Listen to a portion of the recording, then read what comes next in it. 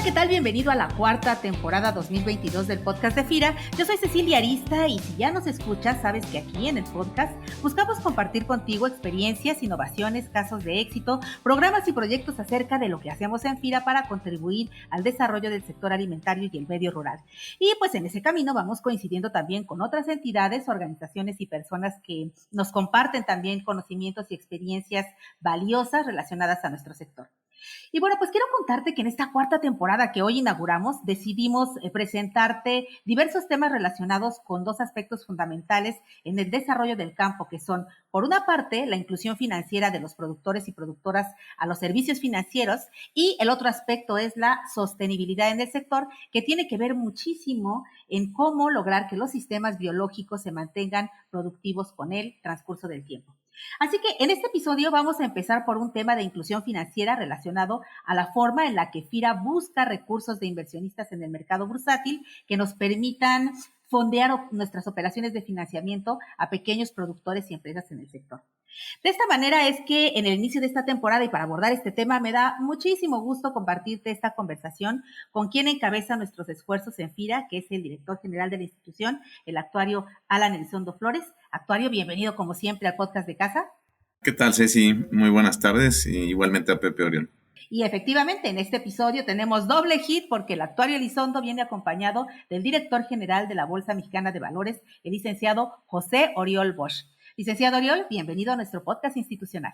Gracias por invitarnos. Muchas gracias, Alan. Me da gusto verte. Al contrario, bueno, pues para poner en contexto a nuestra audiencia, ¿qué te parece primero, licenciado José Oriol, si nos ayudas a comprender qué son los bonos temáticos, qué mercado tienen y por qué estos bonos con criterios ASG, que les decimos ambientales, sociales y de gobernanza, están teniendo una gran aceptación por parte de los inversionistas en el mercado bursátil? Claro que sí, Cecilia. A ver, te cuento. A través de la bolsa se colocan y operan diversos instrumentos financieros, no solamente acciones, que es el producto con el que generalmente nos identifican a la bolsa. Y uno de ellos son los bonos temáticos, como mencionabas, que básicamente son títulos de deuda que empezaron a emitirse en la Bolsa Mexicana de Valores en 2016. Y en esta primera generación surgieron tres tipos de bonos, que fueron los bonos verdes, los bonos sociales y los bonos sustentables. La principal característica es la obtención de recursos para el financiamiento de proyectos, tanto nuevos como existentes, que contemplen beneficios ya sea ambientales y o sociales. Por ejemplo, los bonos verdes son utilizados para proyectos de energía renovable, de manejo de residuos y otros.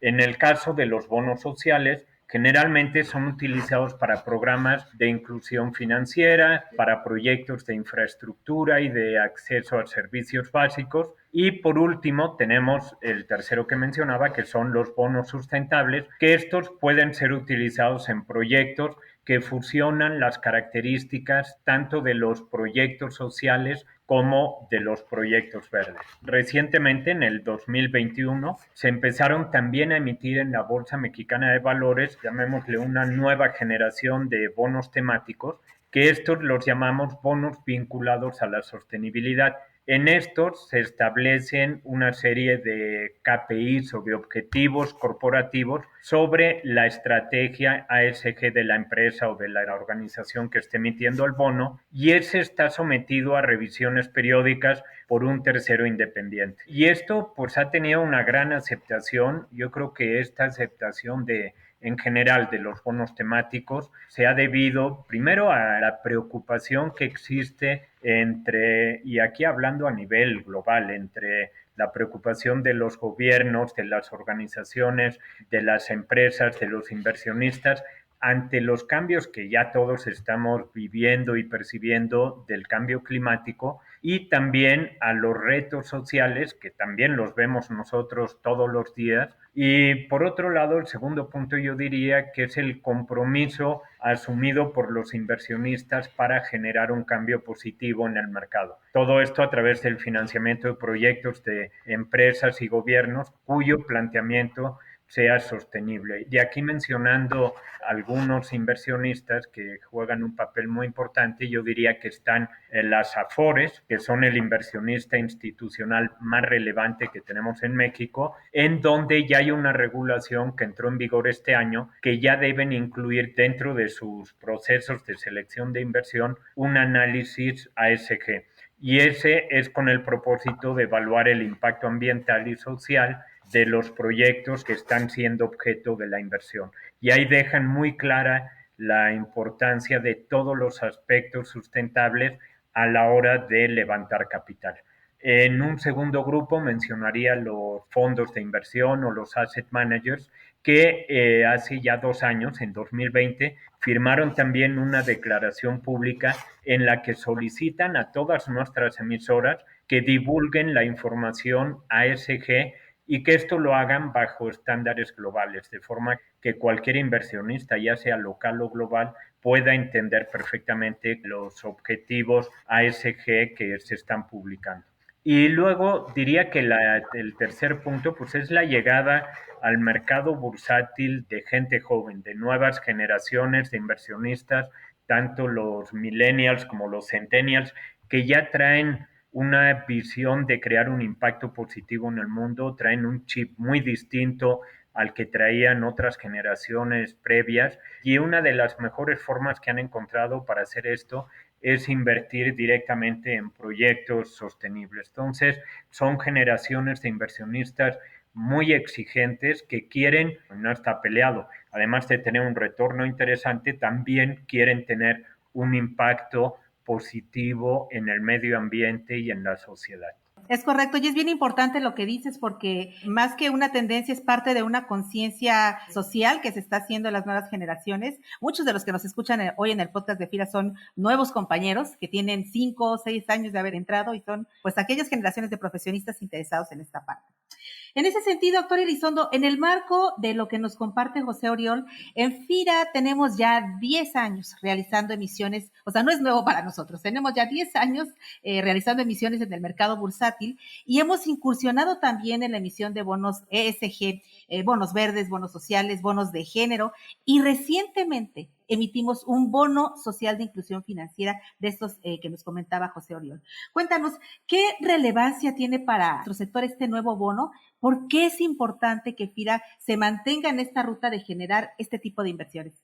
Por supuesto, Ceci, yo creo que empezaría por dar un poco de contexto de qué significa esto para FIRA y sobre todo cuál es la dirección que debe de ir señalando nuestra institución en este pues, muy importante sector que es el sector primario. Realmente como institución de la Administración Pública Federal tenemos una tarea muy relevante de abrir los mercados o tratar de, si existe un costo o alguna brecha para poder desarrollar algún mercado, procurar disminuir esos costos o que la brecha quede mucho más plana para que puedan entonces participar terceros.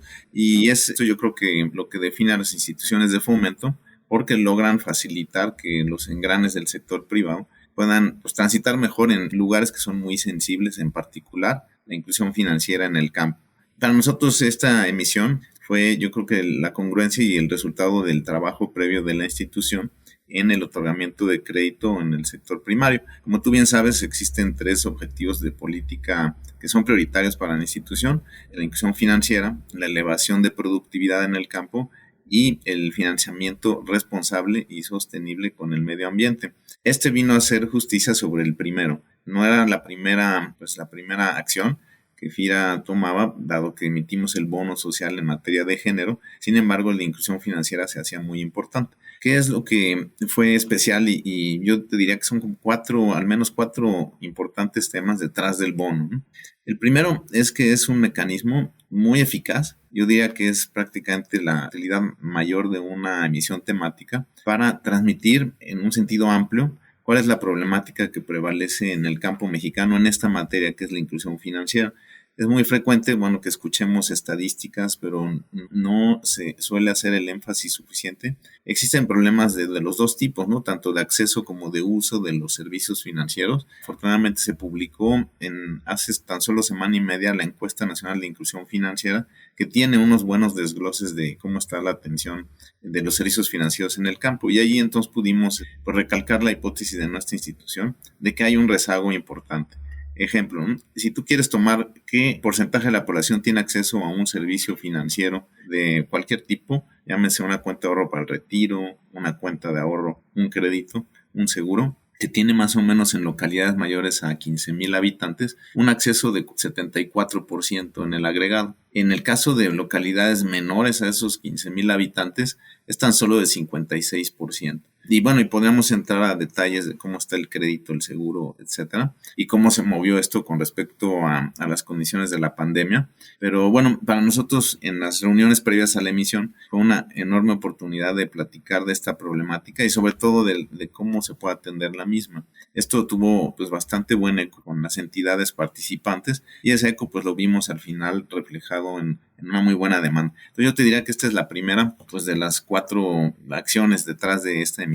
La segunda, podríamos rápidamente, ya la comenté, es abrir brecha a terceros para que ellos hagan acciones muy similares. Ya, por ejemplo, una entidad como Nafin pues nos ha dicho que parece una medida muy congruente hacer una emisión de la misma naturaleza. Si Nafin logra con éxito ir sobre esta ruta, que ya queda de alguna forma aplanada, como dije, porque ya hay marco de referencia, y se comparte opinión, etcétera, pues sería entonces ya una acción que llevaría a que esto se empiece a convertir en una clase de activo y conforme crezca pues va ganando liquidez y esto va a ayudar muchísimo a que se destinen los recursos en esta dirección. Mira, la tercera es yo creo que interesante porque es básicamente el papel de la institución FIRA.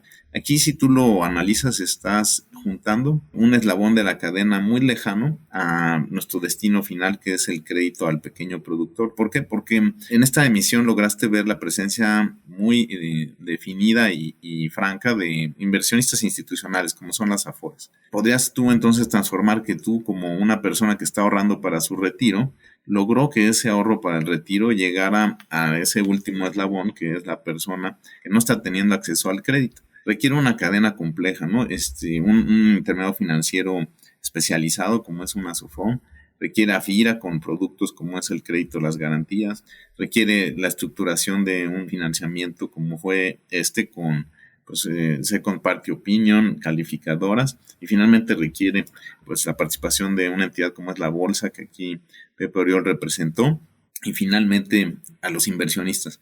Esa cadena de transformación que va de lo más lejos a lo más particular, bueno, la cierra esta emisión del bono temático. Entonces, esa tercera la considero yo muy definitoria de la acción que FIRA hace en su día a día, en otras materias, pero esta en particular de inclusión financiera.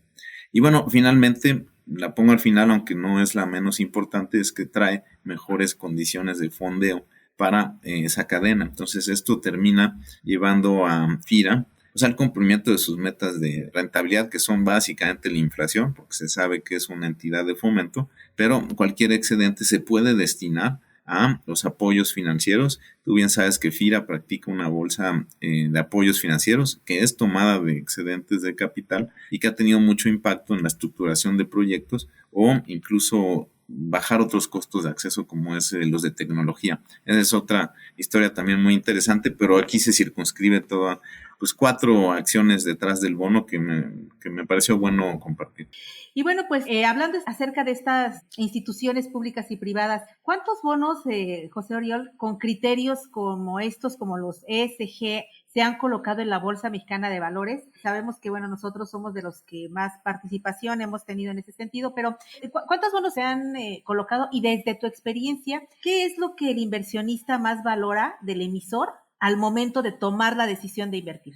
Claro, Cecilia. A ver, en cuanto a la primera pregunta, yo creo que vale la pena destacar el crecimiento que hemos tenido. Cuando creamos estos bonos temáticos, y digo creamos o fue la primera colocación que hubo en México. En realidad tampoco los creamos aquí, no los inventamos, ya en otros mercados, en otros países iban un paso adelante, pero cuando los creamos en 2016 representaron apenas el 2% del monto de deuda total que se había colocado a través de la bolsa. Y de 2016 a la fecha, cada año el porcentaje se fue incrementando y creo que así va a seguir, pero el año pasado, por ejemplo, ya alcanzó el 27% del total de emisiones de deuda. O sea, 27% fueron bonos temáticos y si a mí me preguntas, yo creo que pronto veremos el 50% y más del 50%. Está teniendo un crecimiento muy, muy rápido, como comentaba, tanto por el interés que estamos viendo del lado de los emisores como por el lado de los inversionistas. Y para ponerle ahí unos datos en cuanto a números, en cuanto a pesos, en total el monto de financiamiento en este tipo de instrumentos al día de hoy asciende ya a 94,000 millones de pesos. O sea, sí ha sido un monto importante y nuevamente creo que cada vez va a ser más relevante. En cuanto a cuántos bonos, cuántas colocaciones ha habido de bonos temáticos, al día de hoy hemos tenido 41 colocaciones de este tipo de bonos. Si lo dividimos en cuanto al tipo de emisor, 14 de ellos fueron emitidos por instituciones públicas y 27 por instituciones privadas. Ahora, si dividimos estos 41 ya no por tipo emisor, sino por tipo de bono, 12 de ellos fueron bonos verdes, 22 fueron bonos sustentables, 2 fueron bonos sociales y 5 fueron bonos vinculados a la sustentabilidad, que son estos últimos que mencionaba, que apenas el año pasado se empezaron a colocar en México. Y como bien mencionabas, un buen ejemplo de un emisor muy activo ha sido FIRA, ha sido uno de los principales emisores en este tipo de bonos temáticos a través de la Bolsa Mexicana de Valores, colocando bonos verdes, bonos sociales y como bien mencionaba Cecilia, este último con perspectiva de género que se llevó a cabo hace apenas unos días. Pero bueno, FIRA lleva 10 años siendo activo con este tipo de colocaciones. Y me preguntabas también en mi experiencia qué es lo que valora el emisor al momento de tomar esta decisión, el inversionista. Yo creo que son varios aspectos. Como ya mencionaba, el inversionista busca que su inversión tenga un impacto real, no solo en temas financieros, no solo en que tenga un buen rendimiento, un buen retorno, sino también que el destino de los recursos contemple beneficios ambientales, beneficios sociales, que sea cuantificable. Creo que eso también es bien importante, que se puedan medir los beneficios y resultados esperados, porque también ahí podemos entrar a temas muy subjetivos. Yo soy verde y tú también y tal, pero ¿qué tan verde o qué tanto es tantito? Entonces, el poder llegar a cuantificar, el poder llegar a reportar esto, creo que también es muy importante. Y por último, creo que el inversionista también busca que sea, ¿cómo te diré? Que sea retador, que los objetivos trazados en la inversión sean disruptivos para el mercado, que realmente representen un reto. Entonces, yo creo que eso está cambiando mucho el mercado financiero, está cambiando la forma de financiarse las empresas y los bonos temáticos son el mejor ejemplo que tenemos. Tienes toda la razón. Y fíjate, en ese sentido hay algo muy importante que es la parte de la transparencia, que es la parte de exponer hacia dónde van los recursos, cómo van los recursos, que ese bono, en el caso, por ejemplo, hablando de este social de inclusión financiera, sepas hacia quién y que están beneficiando lo que tú quieres, a dónde quieres invertir. Y yo te preguntaría, actuario, ¿cómo vamos a distribuir esos recursos que captamos en bolsa derivados de la colocación del bono social de inclusión financiera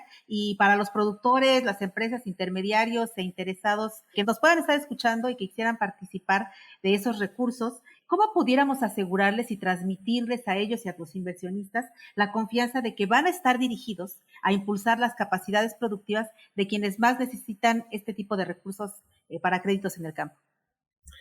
Sí, Ceci, de hecho la pregunta es muy importante porque así como en las emisiones normales la calidad crediticia pues depende de tus indicadores de balance y bueno, que tengas todas las capacidades de repagar lo que se te ha prestado.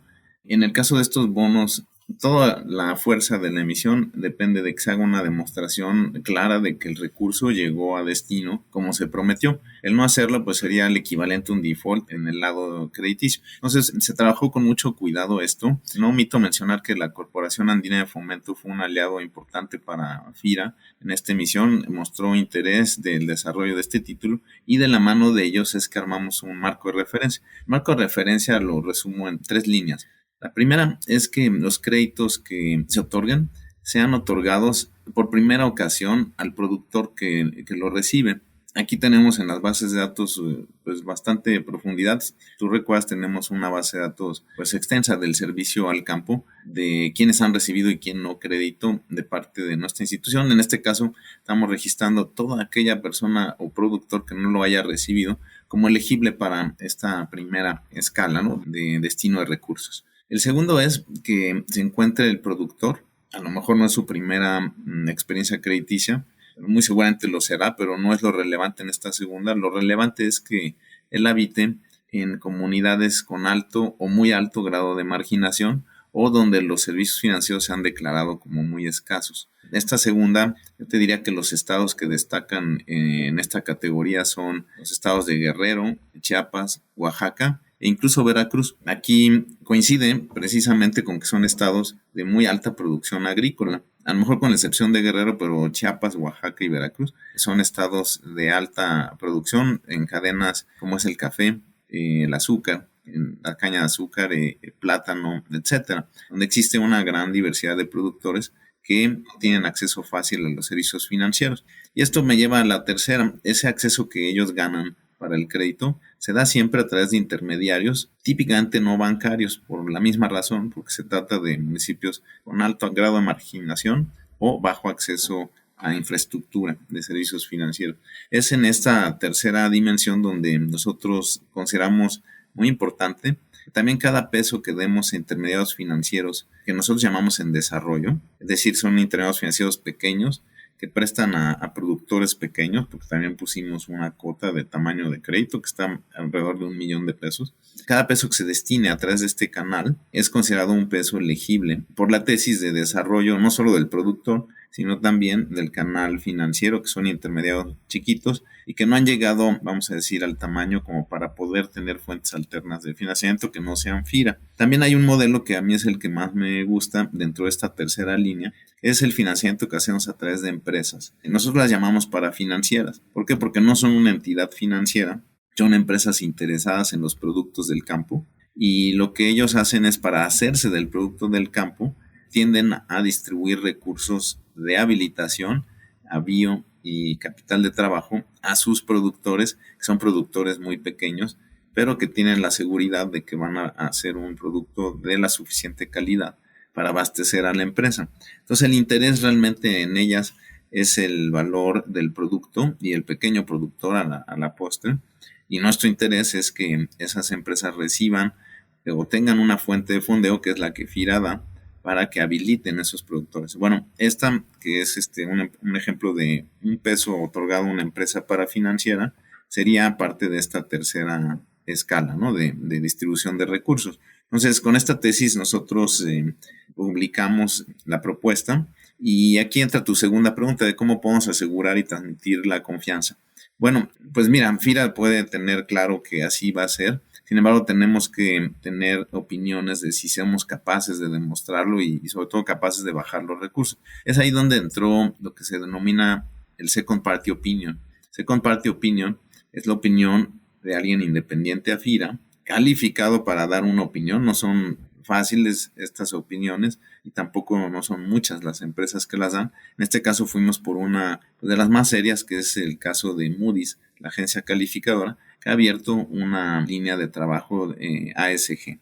Entonces, lo que logramos en esta Second Party Opinion con las metodologías de Moody's fue una calificación de la contribución a la sostenibilidad. Ellos tienen una escala que es débil, robusto, limitado y avanzado, siendo avanzado la más alta. Moody's nos asigna la más alta calificación, nos dice, oye, es avanzada la tesis de sostenibilidad que propone FIRA, mide los impactos esperados, nos da la calificación más alta en términos de el impacto esperado. Y también el manejo de riesgos en ASG nos pone robusto, que es prácticamente la más alta.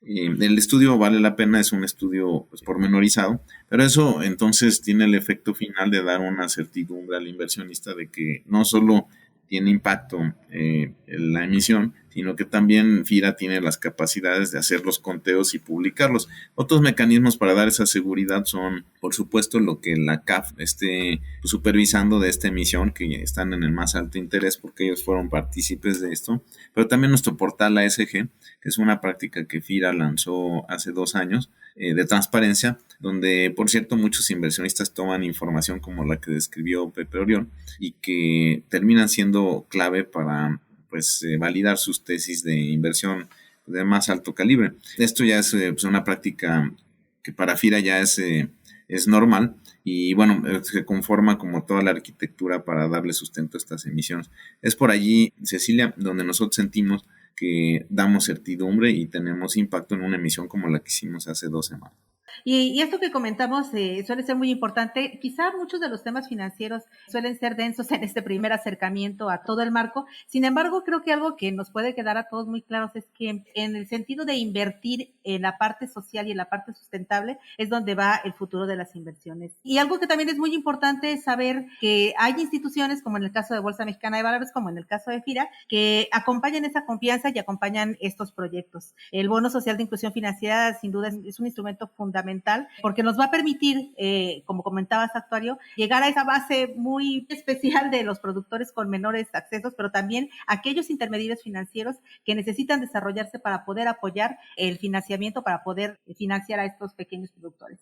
Y bueno, pues no me restaría más que agradecerles por esta oportunidad de platicar en el podcast de FIRA con todos nuestros compañeros y compañeras que nos escuchan y que nos escuchan a través de las redes sociales. Y por último, José Oriol, ¿qué es lo que piensas que más valoran de la Bolsa Mexicana de Valores las entidades como nosotros y como otras empresas que colocan sus emisiones con el grupo? Claro, Cecilia. Mira, yo creo que valoran diversos aspectos. Como mencionaba, es un mercado que lleva pocos años, relativamente nuevo en México, un producto diferente en donde ha habido una evolución y pues tenemos algunos otros productos como el mercado accionario en donde pues ha estado en la bolsa desde sus inicios, desde hace 127 años. Entonces, al ser aquí algo nuevo, yo creo que lo que valoran es el acompañamiento y el apoyo que damos a los emisores, sobre todo en la preparación integral para los estándares ASG, a través de varias acciones y varios programas que hemos emprendido. Por ejemplo, y para mencionar algunos, toda la parte ASG no es tan nuevo para nosotros. Nosotros lanzamos desde diciembre de 2011 el primer índice ASG en México y con el propósito de enviar un mensaje al mercado sobre la importancia de fomentar las inversiones sustentables entre los inversionistas. Y algo muy interesante, este índice, que era el IPC sustentable, que le llamábamos, ha ido evolucionando también, pero este índice demostró tener un rendimiento superior al IPC, al índice de precios y cotizaciones tradicional. Es decir, esto confirmó que las empresas sustentables sí tienen un beneficio económico. Eso también es un cambio importante. Antes las empresas veían que el tema ESG era un costo y que eso les iba a reducir la rentabilidad. Bueno, está probado que es el caso contrario. También por mencionar un segundo, en 2014 la Bolsa Mexicana de Valores se adhirió a la iniciativa de bolsas sustentables, que es una plataforma en donde periódicamente se están intercambiando experiencias entre las principales bolsas de valores del mundo con el propósito de fomentar un mercado más sano, más transparente. Y ahí uno de los compromisos en particular adquiridos por la Bolsa Mexicana de Valores fue crear una guía de sustentabilidad para apoyar a las empresas listadas en la implementación de las estrategias de sustentabilidad y también de comunicación sobre el desempeño en la materia. Actualmente esta guía, que es pública, se encuentra a disposición de todos los participantes del mercado. Se ha convertido ya en un instrumento de uso recurrente para nuestras emisoras, tanto actuales como emisoras potenciales. También creo que valdría mencionar la creación que hubo de un grupo de sustentabilidad Este está conformado por las empresas más importantes de México. Aquí participan los principales exponentes en materia de sustentabilidad con el propósito de establecer estrategias y acciones que permiten fomentar los principios ASG en el mercado de valores. Y por último mencionaría un programa que tenemos, que es el programa de acompañamiento sostenible, le llamamos el PAS, que es un taller que está dirigido a emisoras y a empresas potenciales que requieren capacitación y acompañamiento en la preparación hacia la sostenibilidad. Está integrado por un catálogo de conferencias con las principales voces en materia ASG. Este es más reciente, empezamos el año pasado, en 2021, que fue cuando creamos el programa Paz, y del año pasado a la fecha, pues ya hemos tenido la participación de más de 125 empresas en este programa. Entonces, en resumen, yo creo que es ir de la mano con todas las empresas o emisoras que estén interesadas en hacer alguna colocación que tenga de alguno de estos bonos temáticos, que tenga el sello ASG. Nosotros estamos ahí para servir a los clientes, para acompañarlos desde el principio hasta el momento de la colocación, incluso después vamos a estar ahí apoyando.